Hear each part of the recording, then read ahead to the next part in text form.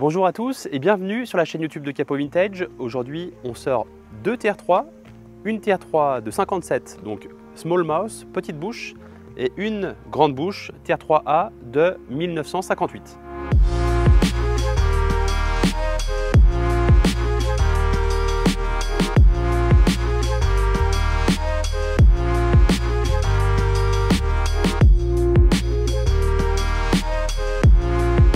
Nous avons trouvé intéressant de sortir les deux versions de façon à vous donner les différences entre ces deux modèles.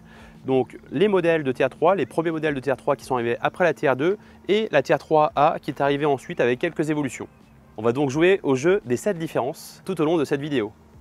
Bon, point facile à remarquer déjà, la face avant avec la grille, la calandre qui est d'une forme différente avec une ouverture beaucoup plus longue sur la TR3A par rapport à la TR3, donc par rapport aux premières versions qui avait une hauteur plus importante mais une calandre moins longue que sur ce modèle.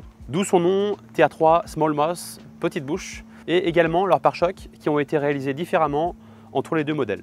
Pour être honnête, c'est la grosse différence entre ces deux modèles. Ensuite, c'est que des petites différences qu'on ira voir ensemble. Donc là, vous pouvez le voir, ces deux voitures sont dans des configurations différentes. La TR3 est dans une configuration rouge, intérieur noir avec passepoil blanc. Et la TR3A, nous l'avons déjà vendue cette voiture, nous l'avions vendue à un de nos clients à qui on a repris cette voiture avec plaisir puisque c'est vraiment une très belle TR3A. C'est une TR3A avec overdrive présentée en Old English White avec la sellerie cuir, bordeaux et passepoil blanc. Vraiment une très belle combinaison sur cette voiture-là. Ensuite, différence esthétique et que l'on remarque rapidement au niveau visuel sur la carrosserie, les poignées de porte donc, qui sont présentes sur les portes et sur le coffre de la TR3A, tandis qu'elle n'était pas encore présente sur la TR3. Les portes s'ouvrent directement de l'intérieur et le coffre avec la même clé qui permet d'ouvrir le capot des TR3. Bon, très franchement, il y a peu de différence entre la TR3 petite bouche et la TR3A. Nous les avons citées et ensuite, c'est que des petites différences qui ne sont pas importantes. En revanche, sur la TR3A que nous présentons, il y a eu beaucoup de modifications de façon à la fiabiliser et à la rendre plus facile à l'utilisation. Nous allons les citer au fur et à mesure, mais donc ce n'étaient pas des options qui étaient d'origine sur la TR3A. Sur les deux modèles, on ouvre les capots avec cette clé qui permet également d'ouvrir le coffre de ce modèle-là. Donc celle-ci est équipée du 2 litres qui développe 100 chevaux avec deux carburateurs SU, montage complètement d'origine avec la boîte de vitesse à 4 rapports, première non synchronisée. Ici toujours montée avec la pompe à essence mécanique, l'allumage d'origine. Cette voiture est vraiment dans une configuration générale d'origine en très bel état. Le dernier propriétaire souhaitait absolument conserver l'origine de son auto et n'a donc pas fait de modification sur tous ces éléments. Il a préféré préserver le montage d'origine de cette voiture. Cette voiture-là a donc encore son boîtier de direction d'origine qui a un petit peu plus de jeu, mais en revanche plus d'angle de braquage que lorsqu'elles sont montées avec une crémaillère modifiée. Il y a également encore la dynamo sur cette auto. Donc cette fois-ci, passons maintenant à notre TR3A qui, vous le remarquerez, n'est plus montée avec ses carburateurs SU, mais montée avec des carburateurs Weber en 45 DCOE qui permettent d'améliorer un petit peu le fonctionnement de l'auto et puis les performances. C'est vrai qu'on a l'impression d'avoir plus que 100 chevaux lorsqu'on roule avec cette auto et avec ces carburateurs-là en général qui sont montés sur les TR3 ou d'autres autos.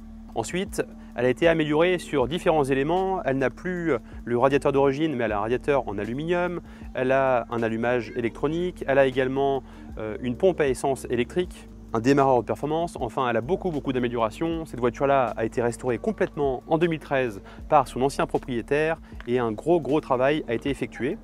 Donc cette voiture-là a également une boîte à 4 rapports avec un overdrive, cette fois-ci, qui était une option d'origine, donc qui permet de démultiplier la 3e et la 4e vitesse de façon à avoir une demi-vitesse supplémentaire. Très agréable lorsqu'on se retrouve sur des routes à partir de 80-90 km/h. Maintenant que nous avons terminé avec la présentation du compartiment moteur, de la mécanique et également de l'extérieur, venez voir à l'intérieur ces deux modèles différents. Les sièges ont évolué un petit peu avec une forme différente. Je parle des deux sièges conducteurs et accompagnateurs. Et en revanche, au niveau du tableau de bord, du volant, alors dans ce cas-là, nous avons le volant en bakélite d'origine avec tout le système de clignotant et klaxon au volant. Alors que sur l'autre système, nous avons Un volant bois Motolita avec le système de clignotant et de klaxon qui ont été déportés puisque très compliqué de les sauvegarder dans la colonne de direction. Également, une autre différence importante, ici il y a une sellerie en bel état général qui présente une patine déjà ancienne mais en simili, alors que là, lorsqu'elle a été refaite, elle a été refaite complètement en cuir avec tous les habillages de tableau de bord, tous les habillages de porte en cuir bordeaux avec les passepoils blancs.